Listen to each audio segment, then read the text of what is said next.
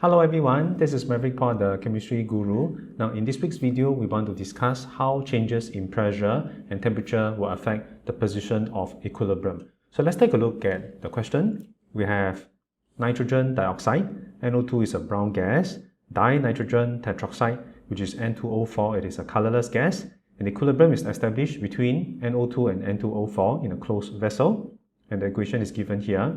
Which row describes the effect of changing conditions on the color of an equilibrium mixture of NO2 and N2O4. So you notice, based on the options given, we have two changes. One is increasing pressure and the other one is increasing temperature.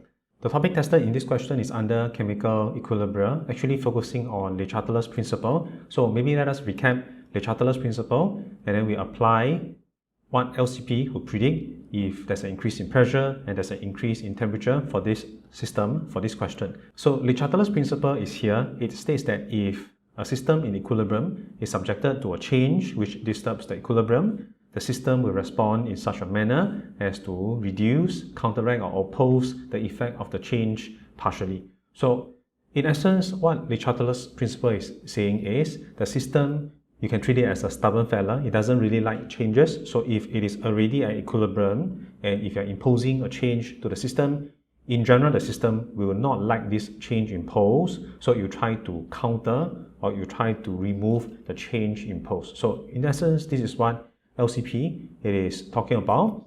And let us try to apply this to these two changes. What happens if there's an increase in the pressure? And then what happens if there's an increase in the temperature? Now, if there's an increase in pressure, the system doesn't like this increase in the pressure. So what you will do is you'll favor the process that will help to lower the pressure. Remember, the system doesn't like the changes imposed. You always try to reduce or counteract or oppose the change. So if there's an increase in the pressure, the system doesn't like it, you will want to lower the pressure. So how does it lower the pressure? What you will do is you consider the number of moles of gas on both sides of the equation and you favor the formation of less moles of gas. So if I look at the equation 2 NO2 on the left hand side to give me 1 mole of N2O4 on the right hand side. So you notice in the for reaction, I'm using up 2 moles of your gases to form 1 mole of gaseous product. So use up 2 moles of gaseous reactant to form 1 mole of gaseous product. So in the forward direction, actually there will be a decrease in the number of moles of gas. Now conversely, if I consider the reverse reaction, I'm using up 1 mole of N2O4 and I form 2 moles of NO2. So there will be an increase in the number of moles of gas. And we know that in a system, if there are more moles of gas, the pressure will be higher. If there are less moles of gas, the pressure will be lower. So since the system wants to favor the lowering of the pressure, then you favor the equation that will form less moles of gas, correct? Which would mean that the position of the equilibrium should be shifting towards the right hand side.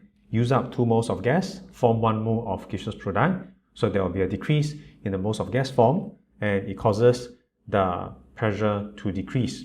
So this is what LCP is predicting based on Le Chatelier's principle. And since I'm favoring the for reaction, I'm using up the reactants which is brown, I'm forming products which is colorless, so we will expect the color of the system to be lighter. So this is the conclusion based on the first one when there's an increase in the pressure. Now, second one, what if there's an increase in temperature? If there's an increase in temperature, same thing, the system doesn't like this increase in temperature. So what it wants to do is it wants to lower the temperature.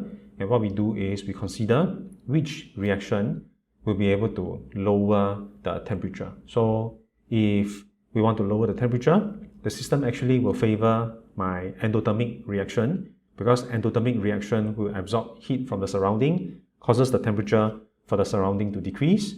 So if there's an increase in temperature, system actually will favor the endothermic reaction to absorb my excess heat.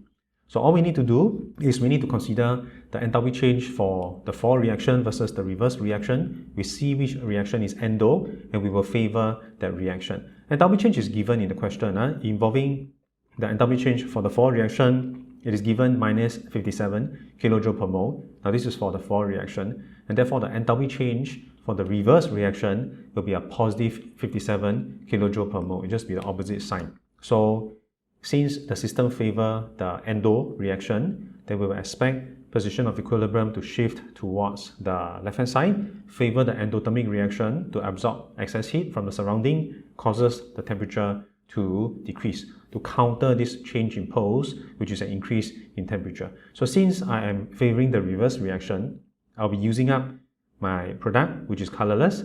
I'll be forming more products, which is brown. So we will expect the color to be darker. So based on this discussion, we would expect involving the first change, when there's an increase in pressure, the color will become lighter. Right? Involving the second change, if there's an increase in temperature, the color will become darker. So if I run through my options, option C, when there's an increase in pressure, the color becomes lighter. And when there's an increase in temperature, the color becomes darker. This will be the answer for this question. Alright, so this was the discussion involving how changes in pressure and temperature will affect the position of equilibrium. So if you have learned something useful from this video, please give me the thumbs up, like this video, and subscribe to my YouTube channel for more weekly video lessons. That's all for now. I'll see you next week.